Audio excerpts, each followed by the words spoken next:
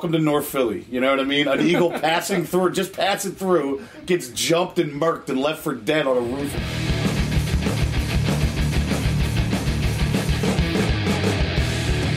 You are listening to Urban Wildlife Podcast.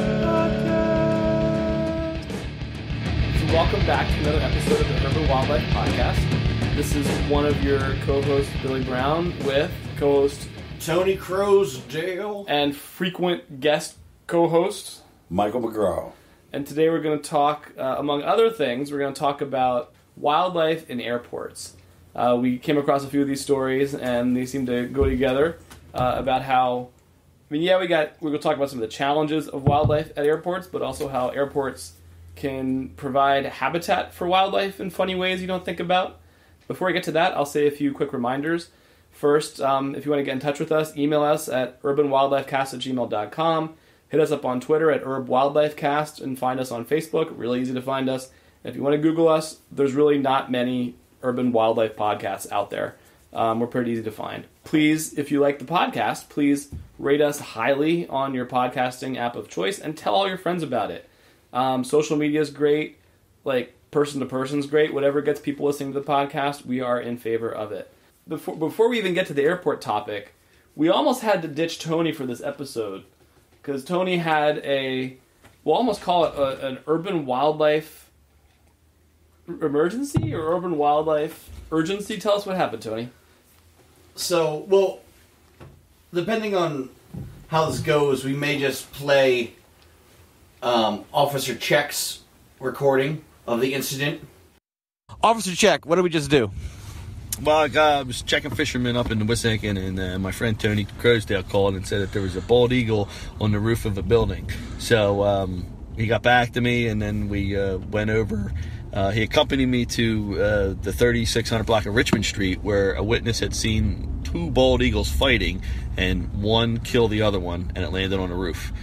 We arrived, confirmed it was on the roof, and had Philadelphia Fire Department assisted us with a ladder to go up on the roof. Ladder 10, thank you guys. And we recovered one adult bald eagle, unknown sex at this time. It'll be taken and put in the freezer and then turned over to the U.S. Fish and Wildlife Service to go to the bald eagle repository. All right, thanks a lot. And we'll be interviewing you and your wife, Erin, who are the dynamic duo of Philadelphia Wildlife Conservation Officers at some point. Cheers. Okay. But Set it up for us, though. Yeah. Well, it's funny, because Mike's here, too, because he's involved with this, too, in a weird way. I'm sitting at my desk, organizing awesome wildlife experiences that I will be sharing with the public, and I get a text from an old friend, Paul Romano. If any of you like metal, he's a guy who does the Mastodon album covers and lots of all these other great stuff. He also did Rambo's album cover. And so he's this amazing artist. That's how you knew Mastodon, right? And he writes to me and he was like, hey, I saw a bald eagles fight and the one died and is on the top of a roof of Port Richmond. And in Philadelphia, it's like, of all neighborhoods that happen, it's like Port Richmond. Port Richmond is an old row house neighborhood on the Delaware River. Yeah, it's definitely hard scrap. Polish working class neighborhood. Yeah. And now I guess it's like more. It's probably a lot of Puerto Rican community. But it's also Sure. getting, you get some really good food there. it's also you getting know? gentrified. You so can get like beans and rice. It's super and yucky chicken. now. Yeah, you could probably spend And then $15 you on a get cheeseburger now pierogies. too. Right. You know, it's crazy. It's kind of a weird thing. But this area this is still like when we went to the site. This is still like literally like crack pipes and stuff on the ground. Yeah. You know, and my parents grew up right there too. It's hilarious. Past my grandparents' house on the way there. But anyway, so I contact Jerry Check, Officer Check. I've known Jerry since I was a little kid. Well, not little kid. I knew Jerry since I was like 14 or something, right? But he's the game commission officer for Philadelphia. So I was like, dude, there's a bald eagle dead on the roof, and he's like, real? And I was like, yeah, it's confirmed because I even had a photo, you know. Yeah. And he's like, okay, well, let's go get it. And we should make note that this is an adult bald eagle. Yeah. And right now, eagles are well into the breeding season. Yeah. Right? So, Yeah, so when I saw the picture initially, I was like talking to Mike about. Oh, here's where Mike comes in. Where his friend. Well, you tell me your side of things. okay, so I have a friend, Darla, who runs a sculpture gym in Port Richmond, where Paul works. And she sends me a text message like, "Hey, Mike, it's been a while. From our studio, a colleague just observed 2 eagles fighting, and one fell to its death." You know, and I'm like, okay. She's like, "What should we do?" And I'm like, "Well, don't touch it." You know, and the first thing I did was think to text you, Tony. So I sent a note to Tony like, "Yo, there's a dead bald eagle on a roof in Port Richmond. Do you have the phone number? Do you know who the Philly game warden is?" And so he, instead of responding with any language, he sends me a screenshot of his text message from Paul, which is identical, and they're back and forth, and another screenshot of the email he's already prepared to the game warden saying, "Hey, there's this bald eagle. Let's go get it." You know. Yeah. So that's how we're both connected to Yeah, this. it's hilarious. It's just nice to know that even in a big city like this, when wildlife things occur, you know, me and you are the first people that people go to. It's true. It's so true. But how does it... So this, back up a second. Why would a bald eagle kill another bald eagle in midair over Port Richmond? Well, so Port Richmond's right next to the river. Right. And eagles fish, right? The other thing is that there's an island in the Delaware River right there, Petty's Island, and bald eagles nest on that island.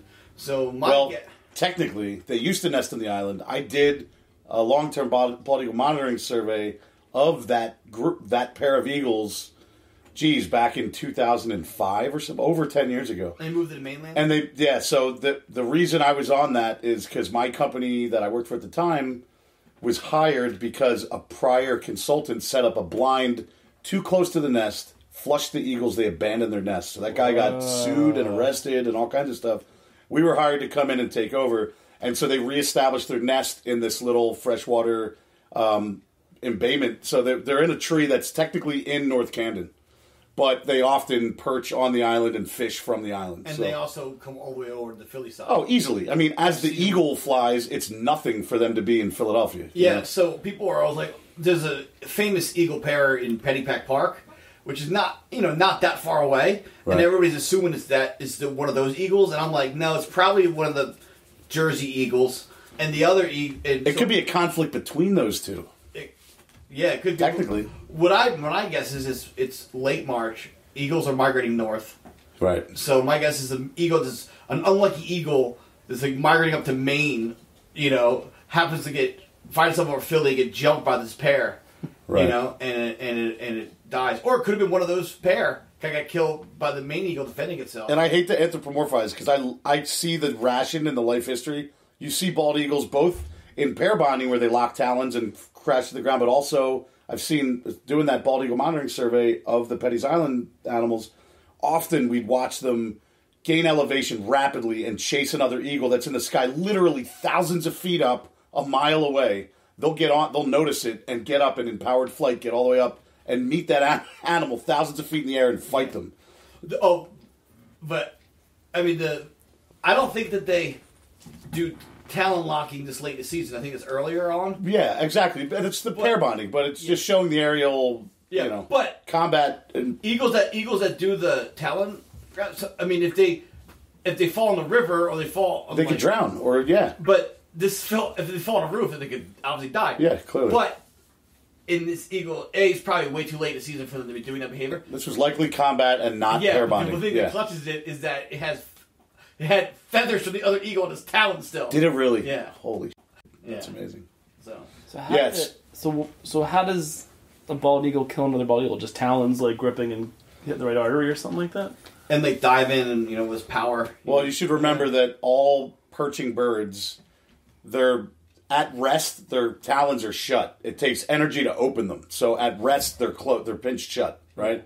So if you've ever been really close to a bald eagle, you'd notice I got some pretty serious Irish fighting meat hooks as hands. And an eagle's talon, it looks quite similar to my hand. I mean, it's a decent sized. Yeah, I mean, if I use my 3 main fingers, I mean, that's their talons. I mean, it's pretty serious. So, if they puncture any vital portion of another animal, it's toast. Yeah, yeah. You know? Like for instance, like a harpy eagle, which is like a third bigger than a bald eagle. Their talons are bigger than grizzly bear claws. That's ridiculous. That's absolutely ridiculous. All right. And so, hold on. Before we pass on, I can't help but... I think it's hilarious. I can't help but anthropomorphize a little bit that, like, welcome to North Philly. You know what I mean? An eagle passing through, gets jumped and murked and left for dead on a roof in Port Richmond. Like that little robot. What was that robot they were... Yeah. It was like there was this thing... Someone had this idea which... They were taking this little robot thing and dropping it off in different... Or asking people to toward it, or... Yeah, it would hitchhik with you. It hitchhiked all over the country, peacefully. And it made it to Philadelphia where someone just smashed it to bits, and that was the end of the robot. Yeah, it made its way to Philly where it promptly died. Yeah, Philly's rough like that. Like, doing a bike tour, get to Philly, his bike gets stolen. It's so terrible. Right. You know, it's just like... We shouldn't laugh about it, but it's horrible. When that robot got destroyed, I was... Part of me was like, well, it was a stupid project anyways. But it was successful it all over the to country. Get beat up. Well, that's because you got Philly in your blood. I think deserved it. It's rough. Like, Philly's the poorest of the... It's the 5th biggest city, and it's the... Yeah. I think it's the poorest of the top 10. It is. Yeah. Definitely, yeah. With that in mind, please visit Philadelphia. It's a wonderful place to visit. It really is. You probably won't get killed in midair and dropped on a roof in Port Richmond. Right. And if you want to connect with us, we can give you some tips to where to see wildlife alive. And you can connect with some burly, working class, badass, super friendly wildlife biologists like us. Yep. And enjoy this place. So, with that, let's get to the topic of the evening, which is airports. And, you know, we invite Mike on the podcast because he knows a lot about a lot when it comes to wildlife. But when we were cooking up this one, Tony's like, no, he does this for a living, airports. Yeah. So, he has a cert, don't you? And we actually... Like a real cert, not like one of those fake certs, like a non-profit made up to make money that he gets stuck with doing. No, it's a federal qualification. So we actually were scheduling this, and we had to wait like a week to schedule it because... Tell us what you were doing. I was in Hawaii conducting a wildlife hazard assessment at an airport. So what does that mean? What is a wildlife hazard assessment at an airport? All right, so I guess it starts with the process. So within the United States, the process within the United States, and there's other countries that adopt the same philosophy. The Federal Aviation Administration, FAA, they are responsible for regulating activities at airports, and that's everything from like basic safety, runway condition, everything under the sun. But one important subset is how you manage your space and mitigate for potential wildlife strikes with airports. Yeah. Yeah. So or with airplanes. Yeah, of course. So any airport that is considered Part 139 certificated, that means that they get FAA funding in any way, shape, or form. And FAA provides a lot of funding for a lot of airports for improvements. There's something called the AIP, the Airport Improvement Program. Okay. It's a grant source where federal funds are used to improve safety and operational efficiency at airports. Yeah. So, like, after 9/11, everybody applied for AIP grant funding for security fencing. Sure. And one of the spin-off benefits of that is we made sure that the security fencing meets the specs to keep white-tailed deer out, not just the crazy bomber guy. Got to be pretty tall, yeah. Yeah, they got to be. So the specs for those fences are 9 feet tall, and then 2 extra feet of angled barbed wire fence, so it's essentially 11 feet tall. And there's also regulations for how it either meets the ground or is actually backfilled into the ground. Okay. To keep coyotes and stuff and crazy people from digging under. Okay. I grew up in Columbus, Ohio, and there was continually problems with groundhogs. Yeah. Burrowing around the runway and chewing through the wires to the runway lights. It's a major problem. Yeah. In the Midwest, it's 13-line ground squirrels.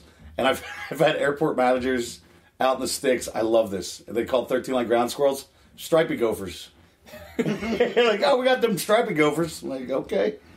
I'll go Google that. You need to release some coyotes to take care of. Yeah, right. So any airport that's ever received FAA funding and is Part 139 certificated has to meet all the specifications in order to remain operational. They can be shut down, they can be fined millions of dollars daily if they're not compliant. And part of that is how you manage your landscape for wildlife and what protocols you have in place to mitigate potential wildlife strikes. Yep. And there's a long history of birds and deer and bear killing people from collisions with airports or with How does a airplanes. plane run into a bear? A bear that's in the feed on the edge of a runway, just not Flipped on the way in. Yeah, so I mean, that's a lack of communication. Usually, that's at a small airport in Alaska or something. Yeah. Where there isn't an FAA tower right there, where somebody says, "Hold short, do a holding pattern in the sky while we send someone out to, the bear. shoot pyrotechnics above the bear and scare him away." You know what I mean? Yeah. So there's language in the Code of Federal Regulations for how to develop what's called a wildlife hazard assessment, which is a full calendar year of biological investigations. It's scientifically driven. Largely, it's birds, because birds occupy the three-dimensional landscape, exactly. Yeah. But it obviously also takes into consideration mammals. Big ones because they're a threat if a plane hits them. Small ones because they attract birds, right? They're what's called wildlife attractants. So you do this study for a year. You develop a series of reports during it, working with the airport to modify things to prevent stuff. And then that turns into a wildlife hazard management plan. And once the management plan is finalized, that's part of the airport certificate. So if they don't do what's said in the wildlife hazard management plan, they can technically be shut down as an airport. Okay. Yeah. All right. So when you were in Hawaii, can you talk about what you found at the airport? Yeah, to some extent. I mean, I'm going to remain anonymous about the particular location because it's a current project, and there are some conflicts with wildlife. Like BG Penn's always punching geese. Exactly. Every time I see BJ Penn out there, I shoot pyrotechnics at him. So Hawaii, it's like, if not the most, it's one of the most remote island archipelagos on the planet. So, and island biogeography 101, I won't bore us with all of it, but speciation, right? So it's like many thousands of years before a new species can occur at a location like that. An island that's much closer to a continental mainland. Exactly. It's a volcanic orogeny. It didn't break off of a continental shelf. Yeah. So there's no mammals, no non-volant mammals. You're a volcanic orogeny. Can you think of a volant mammal that might occur on a remote-ass island? If volant means flying, then sure does. We're talking about bats, right? Yeah, there's a Hawaiian bat. It's the only native mammal in the island archipelago of Hawaii. Yeah. There's no reptiles or amphibians that are native. I mean, you can't end up on driftwood over 2,500 miles. It's a long way to go. Monk seal. There are cetaceans and there's aquatic mammals. Yeah, pinnipeds. And because it's so remote, you can experience amazing shorebirds like the Hawaiian petrel or Newell's shearwater or wedge-tailed shearwater or Laysan albatross. The list goes on. There must be bristle-thighed curlews. Bristle-thighed curlews, maybe. I don't know. I'll take your word for it. So a lot of birds that are migrant but don't fly great distances. They don't fly from Alaska to Australia. And there are some birds that do that. Pacific golden plover is the perfect example of a species that migrates across the Pacific, southwest, and then back northeast. Sure. So I saw them in Australia. Awesome. I see them in Hawaii every single time I go there because they're friggin' everywhere. Like short-eared owls, they're pandemic, right? Just like osprey. Mm-hmm. They're like on every continent or whatever. So eventually, a short-eared owl, more than one short-eared owl, made it out to those islands probably multiple thousands of years ago, and now there's a Hawaiian short-eared owl, pueo, and it's a federally listed species. It's a protected species. And these are the owls that kind of are the hairier equivalent. Sort of, yeah. They're the changing of the guards from diurnal to nocturnal behavior. They fly low over the marsh and pick off. Yeah, that's right. Small mammals, primarily.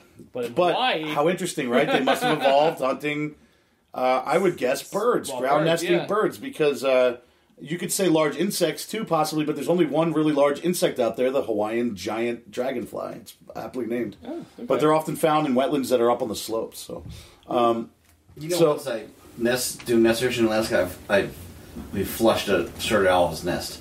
Really? And they had owlets in there. That's adorable. That's super cool. Yeah, so that's one example.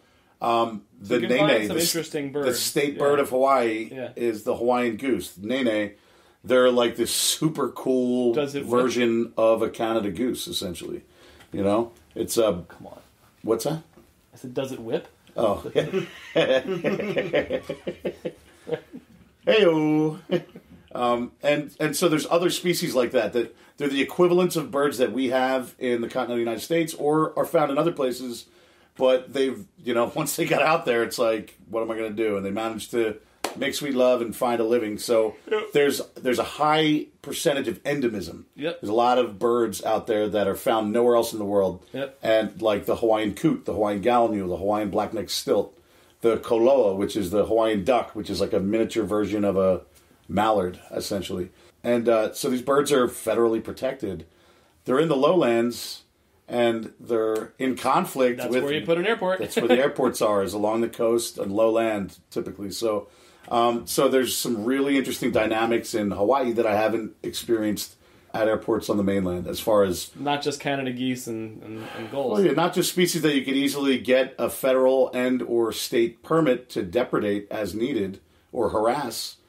Technically, if you make a nene flinch, you get out of your car and you fart and it flinches, that's considered take by federal law. You've harassed this animal.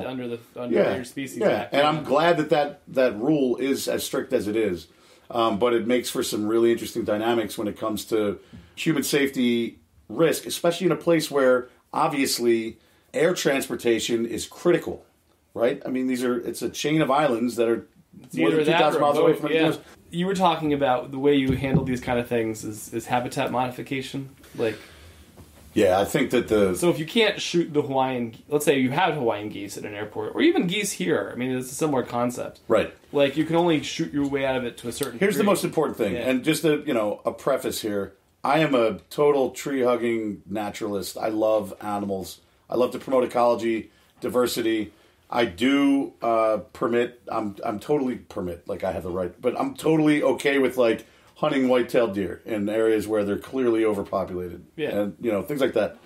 But, to shoot animals for no good reason, I think is not cool. So, and the federal law agrees, and all the protocols in place agree. So, really the first way to approach wildlife hazards at airports is separation criteria. What is the landscape in and immediately surrounding the airport operations area? Do you have wetlands? Yep. Do you have...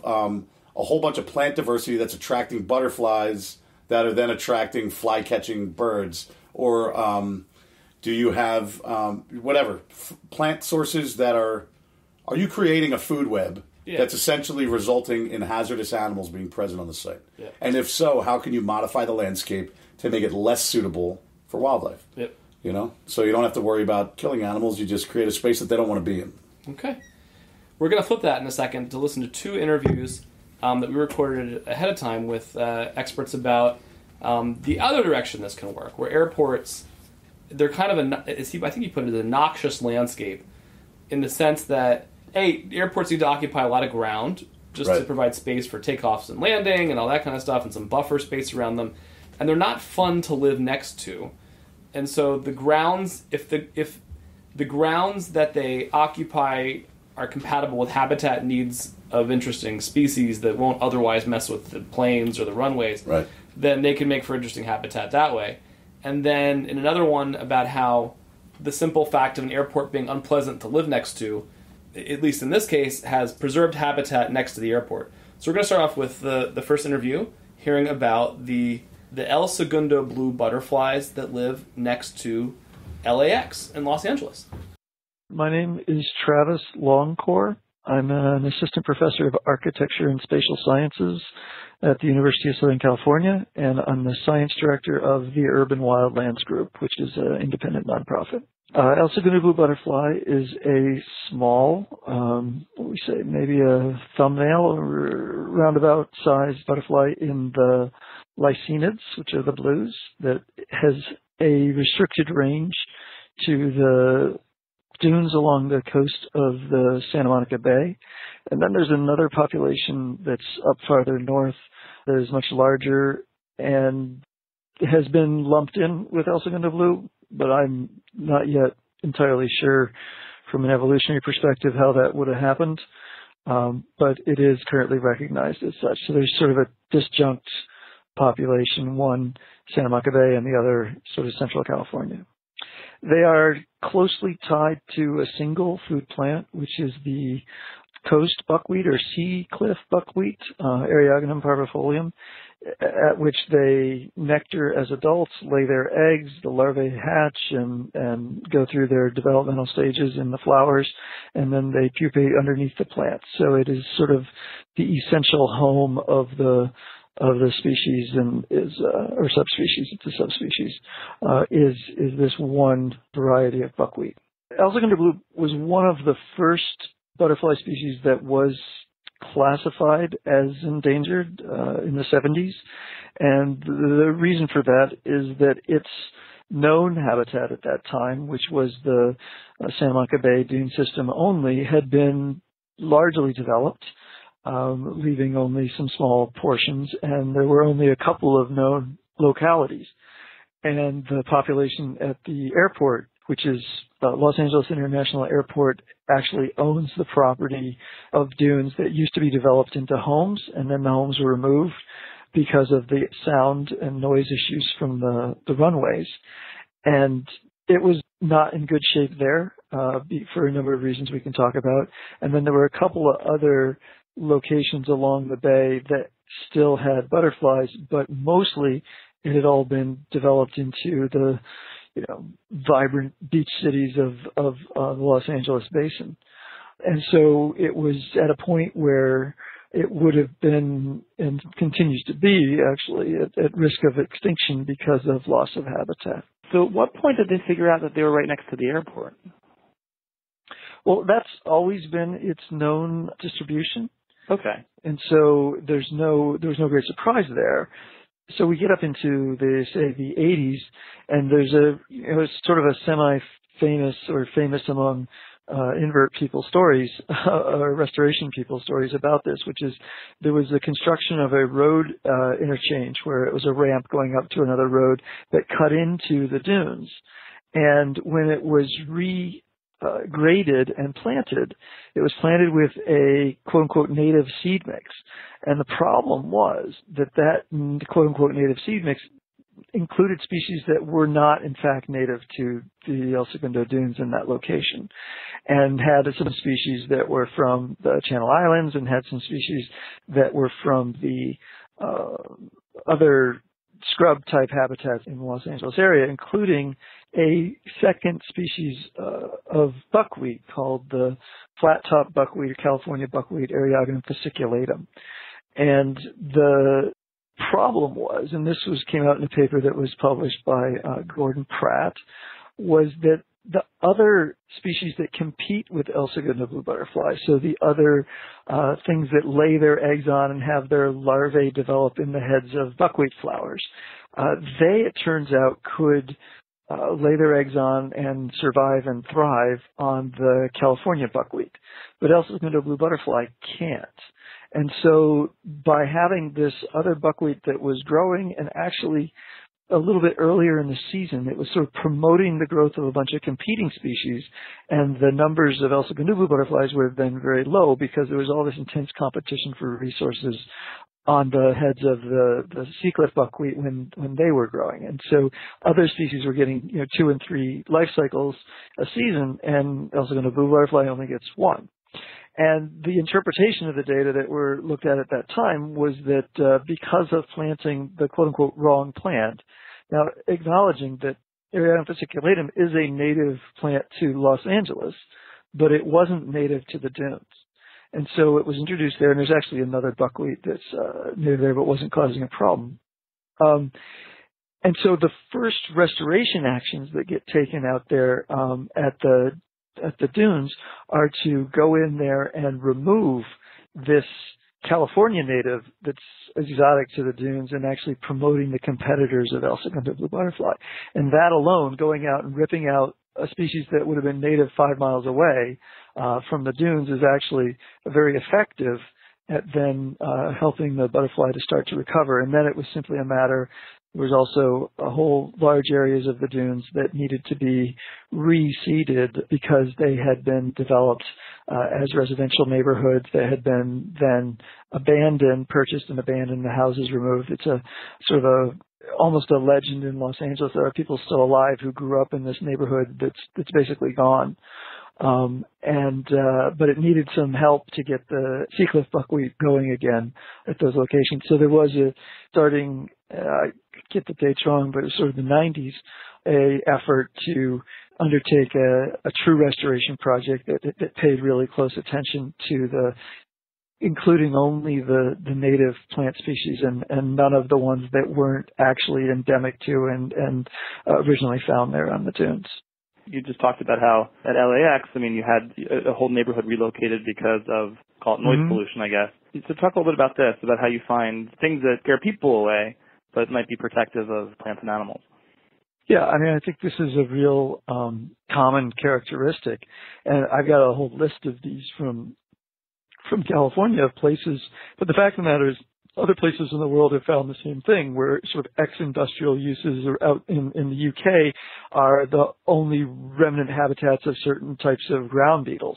And there's research on this around the world. But in California, we have a number of different examples. The El Segundo Blue is a great one. The noise of the Los Angeles International Airport sort of protects the dune habitat. The Palos Verdes blue butterfly, despite it being still in very dire straits population-wise, its habitat was protected by being on a fuel depot that had 60 million gallons of jet fuel underground. But the slopes in between were still native vegetation. Across the street was a big refinery with tanks and flares and literally, burning off gas while you're looking at an endangered species right there, but protected by the local land uses. Inland from here, in a place called Colton, there is a giant pollinating fly that is protected by sort of being a remnant habitat next to a cement plant, and an endangered species that is emblematic of a particular type of inland dune and wash system. If we go up to Northern California, we find the Lang's metalmark, which is on a dune system along a river that's bounded on one side by a power plant and on the other side by a gypsum plant. And in fact, the National Wildlife Refuge that's set up to protect it is divided in half by one of these land uses. And yet, without those land uses, despite the challenges they might create for any number of these species, it is their presence that's kept these places from being developed in a very high value real estate place like California.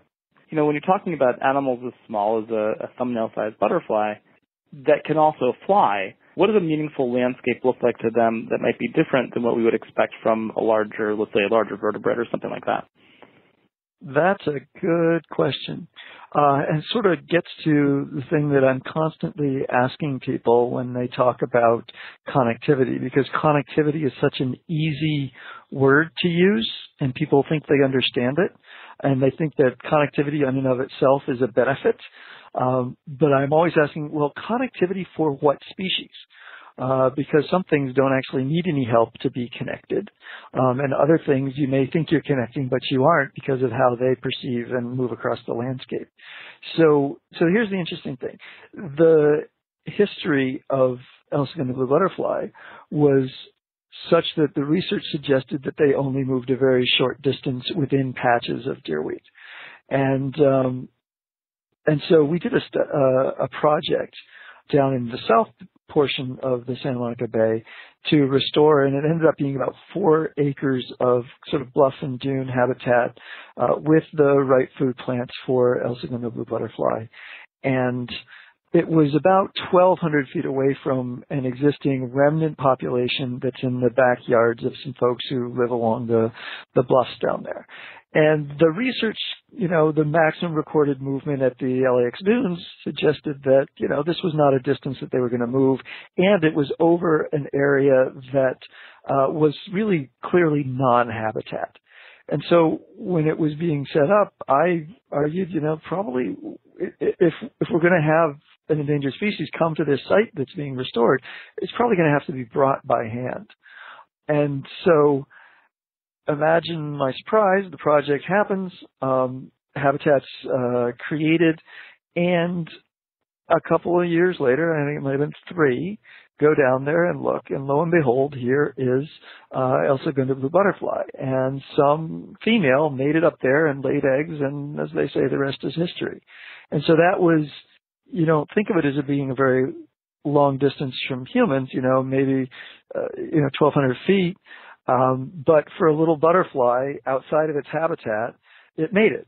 And there is some reason to estimate dispersion distances for butterflies because, it's the ones that get away that you don't recapture, and that's kind of tough.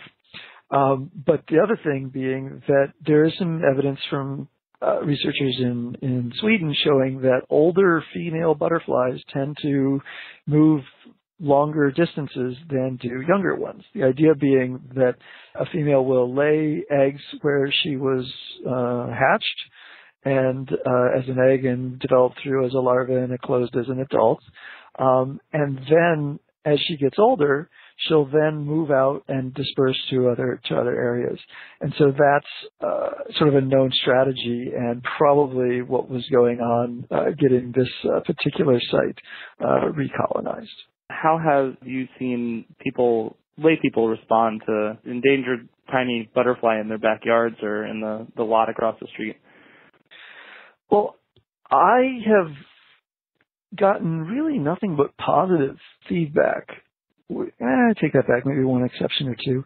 I mean, I've gotten people send me photographs of a kid with a El segundo blue butterfly alighted on their hand, which of course is one of the beauties of this. If you don't know that it's an endangered species, you're not liable for harassing them. But I've gotten very positive responses. The negative responses we've gotten from some of the restoration work really came from people who wanted a different aesthetic in the summertime. And I think that is a real challenge in that landscape should be green, and they should always be green. The fact of the matter is native landscapes in Southern California are green some of the time, and they're not green other parts of the time. And that poses a real difficulty for people who are locked into the idea that it should always be the same way. It's a dynamic landscape. It gets exuberant when the rains come, and it gets brown and golden when it's dry. And that's kind of just part of the way it always has been. And also probably more kind of the way of the future because of the need to manage water resources smartly. I was going to say, now's the time to grow to brown landscapes in the Southwest. Yeah. And the thing is, it doesn't need to be desert because Los Angeles isn't a desert. You understand and appreciate that the way they look changes throughout the year. And if you don't like the change, you can pick plants that are more evergreen. And in fact, the food plant of El segundo blue butterfly is quite evergreen. The flower heads, though, change color from sort of creamy white to brown, rust-colored as they mature. But I actually find them to be quite pretty. So there's a lot in there to talk about. You were starting to talk about doing restoration in the noxious landscape discussion. Yeah. You were starting to talk about the work you did on a landfill. Go ahead. Yeah, so just a striking similarity with a lichanid that has only one host plant. And lichanid is the group of butterflies that the El segundo blue is part of. Right, and these are this group is probably the first butterfly you recognize when you're a small child is probably a lichanid. These little bluish butterflies that flutter around low in the grass. Yeah. Right? Like out here in Philly, the eastern tail blue is probably the most common. Which I've seen at vacant fields in West Philly. Yeah. Absolutely. Yeah. And then we have some azures, summer and spring azures that are also quite common. But so in the Albany Pine Bush Preserve, there is a city-owned and run landfill that it creates a disjunct it breaks the connection between two sections of relict Albany Pine Bush Preserve. Okay. And what's Albany Pine Bush? The Albany Pine Bush Preserve are inland dunes. It's an inland dunescape So, short of topography, the plant composition is very similar to the New Jersey pine barren. It's pretty amazing. Okay. Yeah, a lot of so sandy soil and a lot of Quercus ilicifolia and Pinus rigida. So what are those? Come on. Pitch pine is the Pinus, and Quercus ilicifolia is scrub oak. There you go. All right.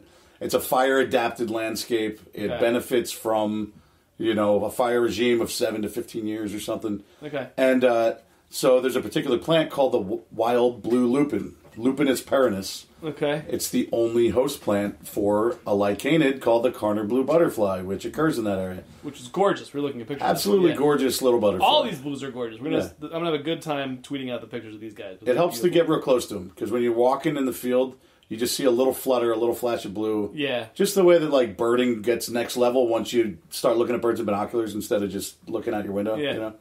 Butterflies are amazing, and these are particularly gorgeous animals.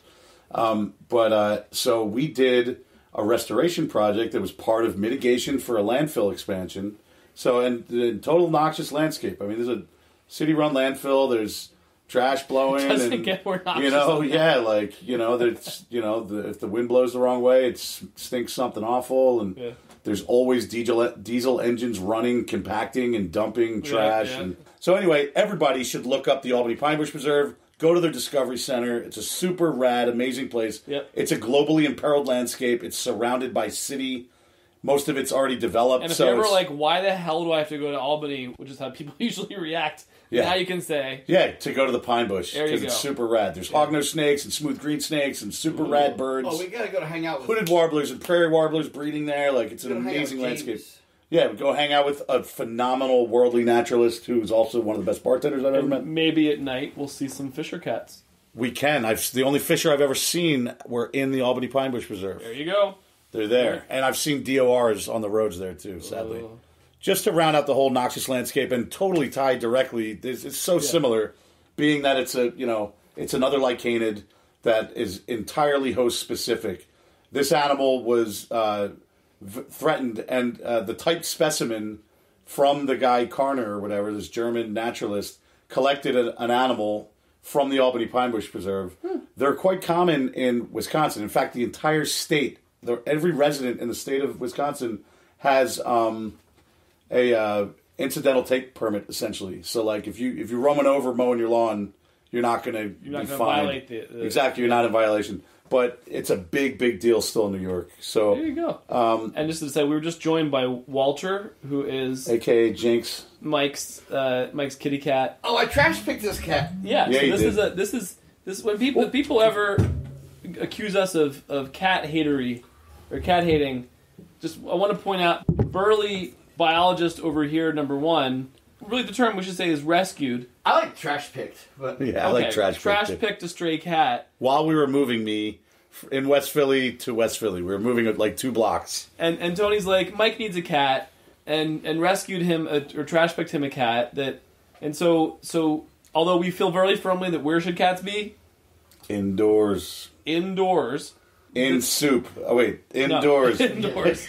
that as much as I'm an allergic person to cats, and so I'm not a cat person, we're sitting here, 2 out of 3 of the dudes in this podcast right now are very much cat people. They love cats. They just don't love them outside. Yeah, and when I was hanging out with Officer Check, we had been, feral cats are a problem when it comes with my line of work. I was talking to him about it, and he was like, I have 2 cats.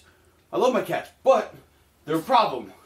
In the wild, you know? We will continue our cat discussions another time, but I always like to point out that this is a cat loving bunch collectively. Yeah. And the reason why I like saying that I trash picked this cat rather than rescued is because I guess we rescued this cat from getting run over, right, but getting killed by a dog or whatever. Yeah, but dude, 3 days after this cat was in my house, I walked past the abandoned lot next door, and a cat that looked exactly like this cat was just trotting all proudly with a house sparrow dead in its mouth. Oh my god!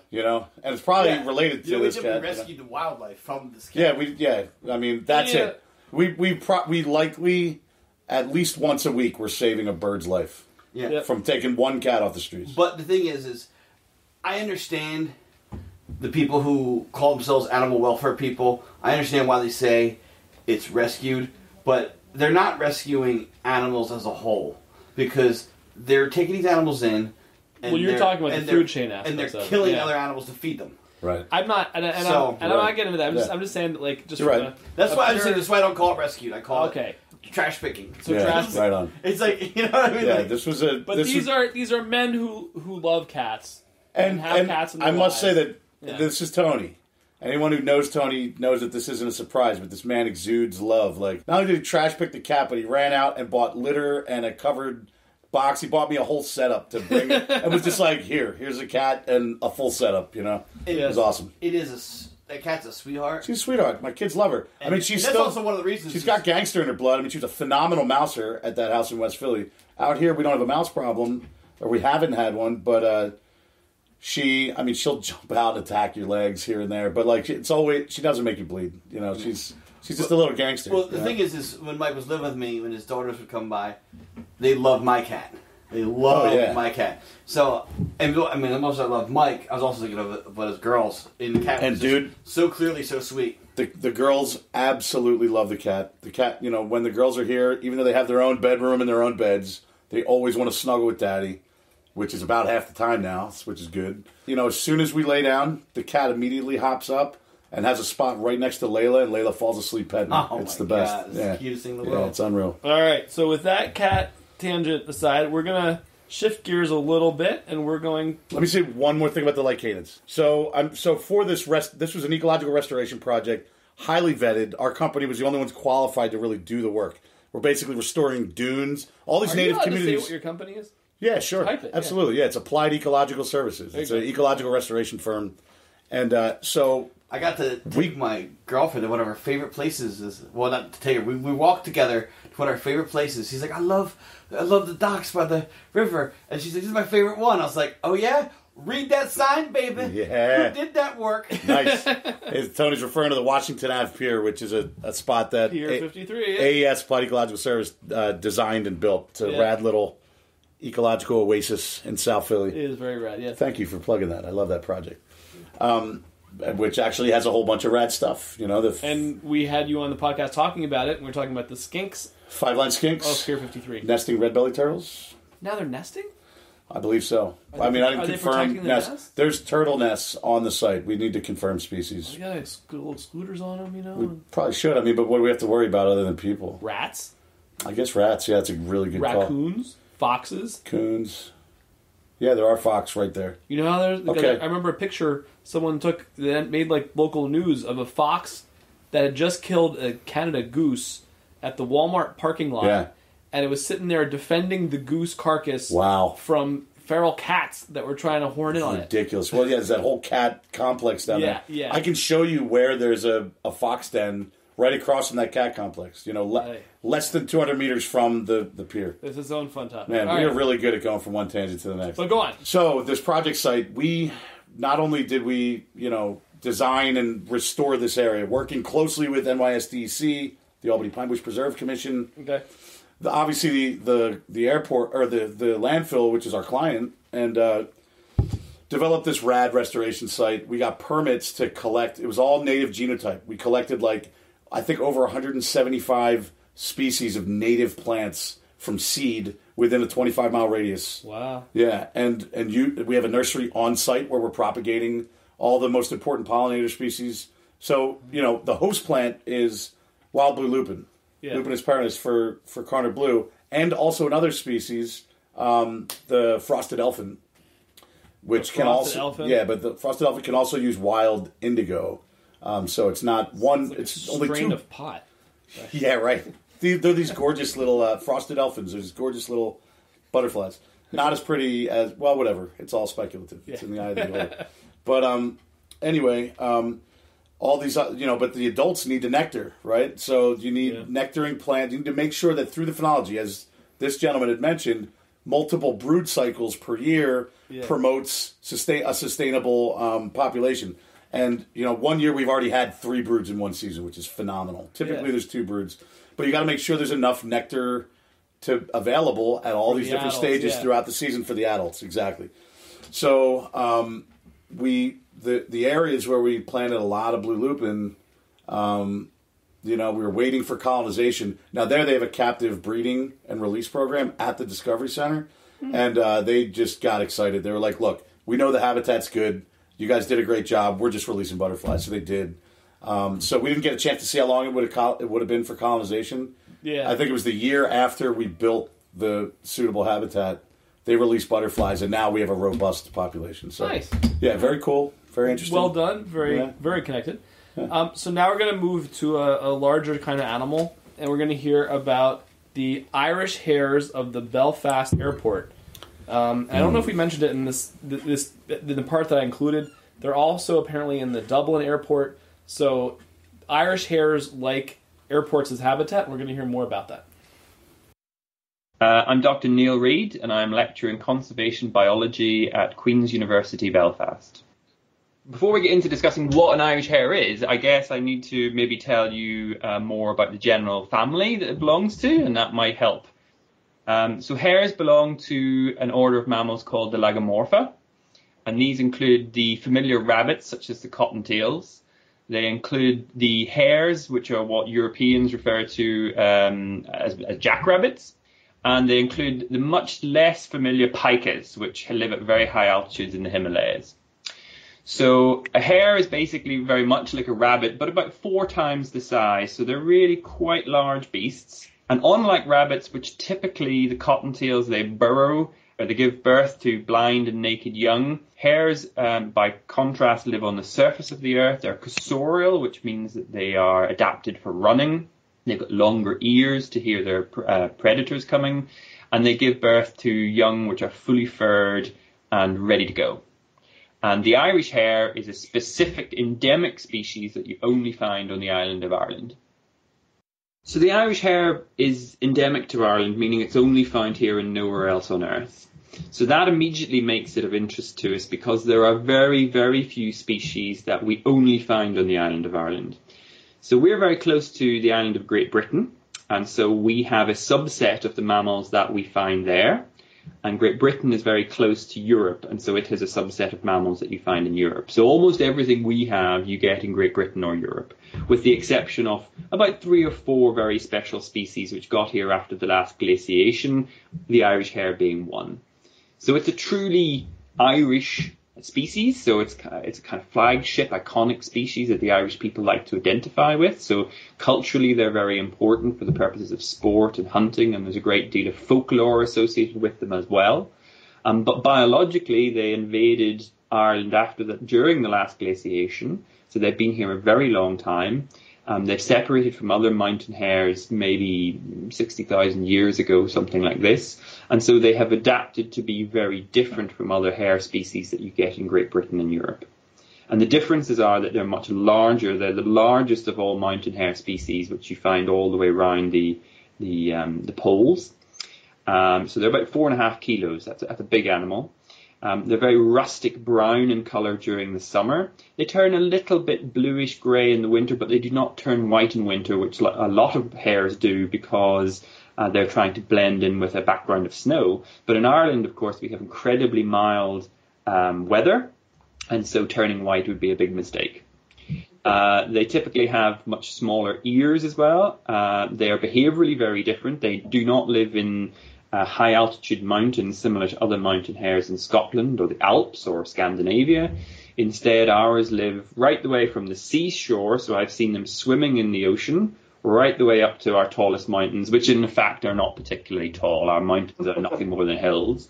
But you get them mostly in grasslands, so they occur in agricultural grassy fields. What is good for a cow to eat is equally good for a hare to eat. They have historically undergone a dramatic decline during the 21st century. So because they live in grasslands, agricultural harvesting of those grasslands during the summer months, where they are cut for what we call silage, which is what we feed cows in the winter, that basically destroys young leverets.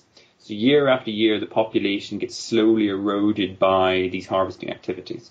So the reason that hares particularly like airports and other urban areas such as golf courses are very popular with them as well is because they, firstly, are not subject to the same rigorous management as agriculture.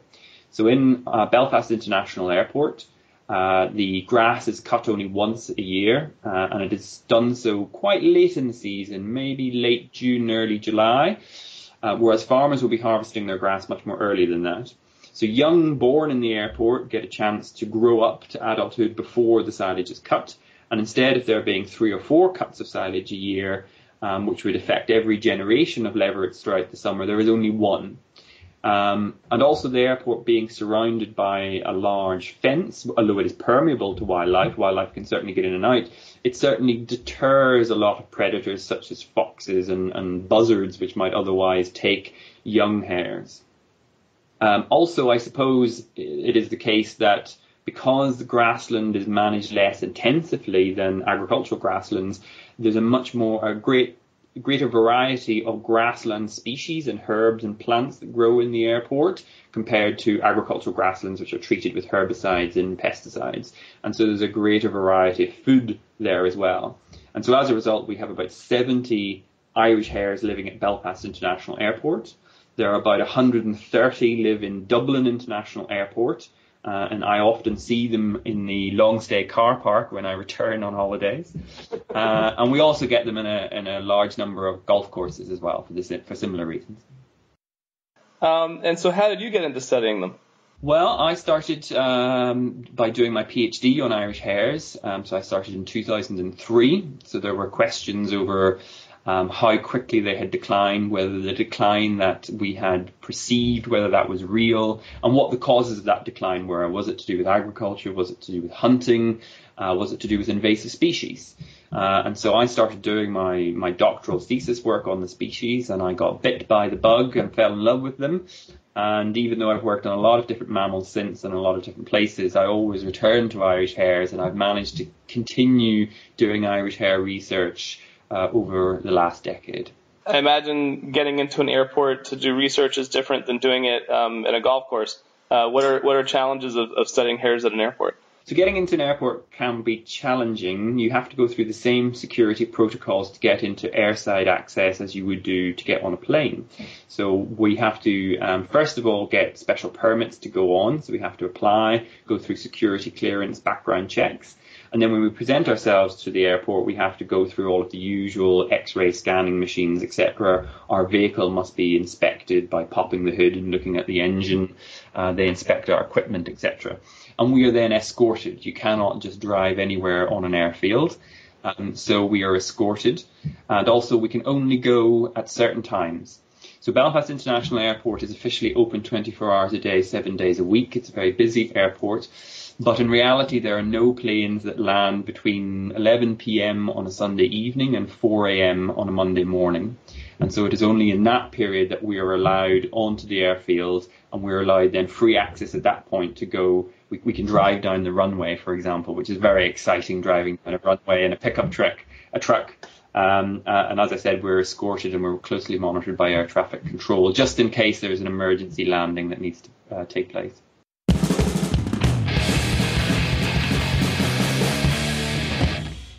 So if it hasn't become obvious yet, someone in this trio is Irish. It's not me. Tony, are you Irish? Partially. Okay. But Michael our McGrath. there you go. our podcast Irishman. Yeah, I knew you'd like that one. I'm technically very American, South Philly / Central Pennsylvania. However, there's a lot of Irish genetics in my blood. You were also appreciating the hares. The hares are sexy hares. Don't be splitting hairs. Yeah, they're beautiful. And, as we were talking about island biogeography, right? There you go. This is an island that's super close to another, very close to a continent, essentially. Yeah. So there's not, it's much more difficult to get endemism. They revere the 4 species of endemic critters that they have, where a place like the Galapagos or Hawaii had almost everything is endemic. You know, it's before introduction of other nasties. But so gorgeous animals. And the other thing that stuck out to me with this presentation was the fact that the airport, their mowing regime, they only mow once a year.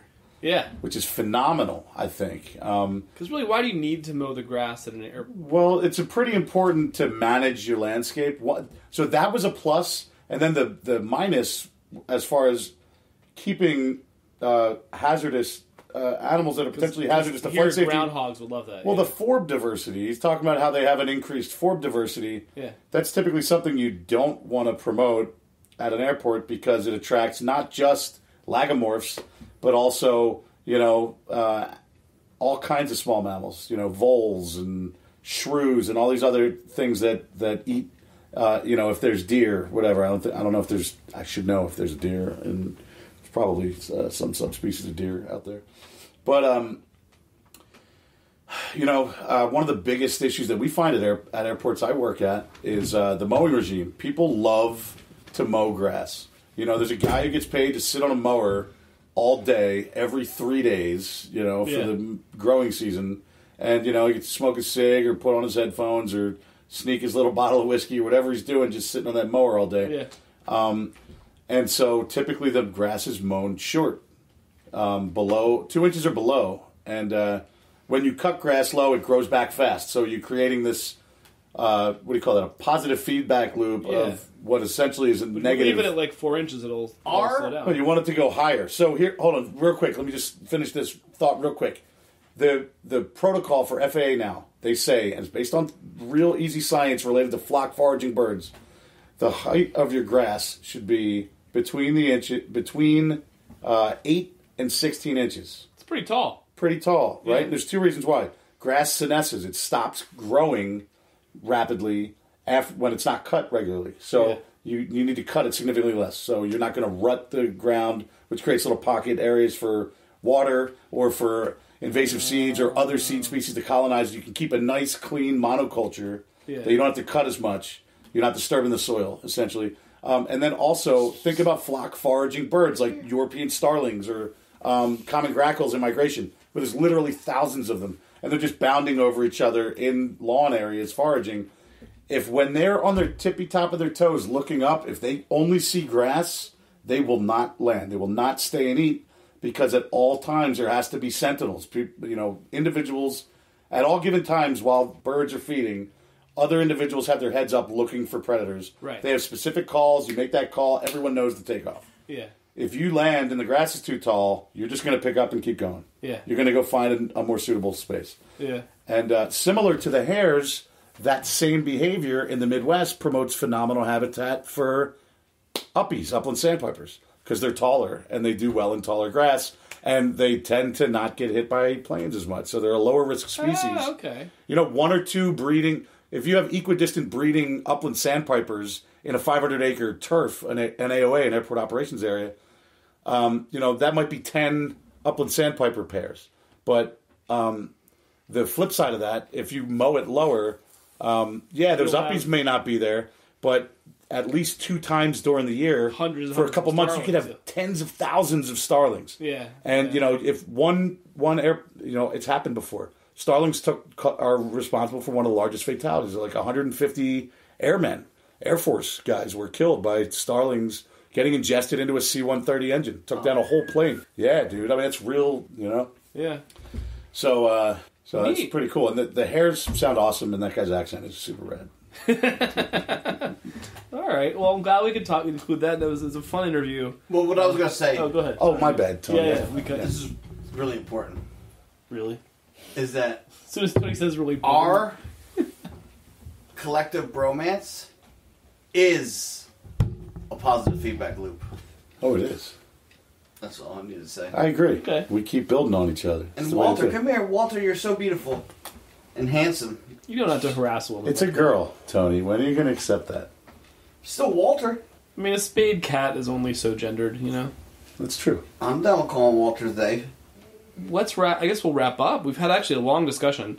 It'll be challenging to edit this, and I just might not. I might just leave this as a super long, fun episode. Make it a naked. Go naked. Go naked. I haven't thought of that. Unedited. Unshaved. Unshaven. I suppose that's a little more. That'll just be a big ball of body hair and beard, which actually describes the three of us. we are going to wrap up and say, as always, we'd love to hear your stories of urban wildlife, airport wildlife. We actually, I'm going to say, our next episode, or 2 episodes from now, I think, might do one odds and ends one, and then one about the cute furry animals that live upstairs, even though you might not want them to. I've got a contribution from a guy who, out of nowhere, contacted me from Perth in Australia, and contributed some observations of their Perth's urban possums. Wait, let me make one shameless plug. It's actually make a shameless plug. A double shameless plug. All right. So one, we just talked about airports. I'm an FAA qualified airport wildlife biologist. Yes, you I are. work all over the continental United States. If anybody listening has an airport that needs a wildlife hazard assessment, holler at your boy, please. I would be more than... And what's your firm called again? And yeah, the firm is Applied Ecological Services, www.appliedeco.com. There you go. Bam, thank you. So with that, we're going to wind up. Thanks for listening to another episode of the Urban Wildlife Podcast. If you love the podcast like we do, and then we bet you do if you keep listening to it, please rate us highly on your podcasting app or platform of choice. Please tell your friends all about it. Please tweet about it, post about it, snap about it, whatever. But we got some feedback recently. Did we?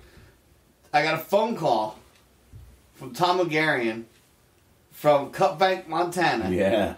Who went on for 20 minutes about how much he loved the podcast. And then near the end of this conversation, and then we moved on to other things. I'm not even, no exaggeration, he was going on and on about how he listens to it, doing like 100-mile raptor surveys in Montana. I was going to say, he's a super legit wildlife biologist. Yeah, he was going on about how much he loves this podcast. He was going on, and it meant the world to me.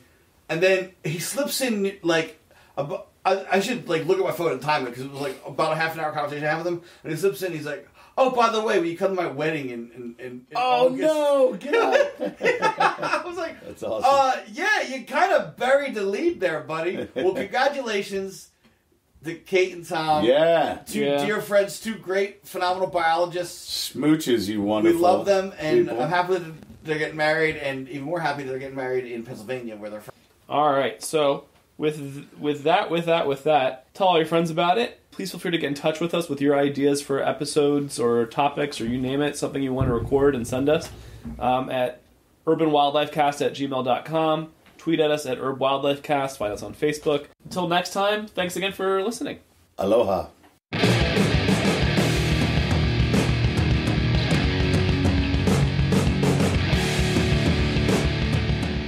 And I have a pasture of chest hair. I went swimming with Tony, and I was like, dude, do you need a transplant? I got a garden. I got a grassland for folks to. Yeah, I mean, I'm fairly hairy. Billy's got us both beat though. Yeah. I'm just showing a little patch, but yeah, take that.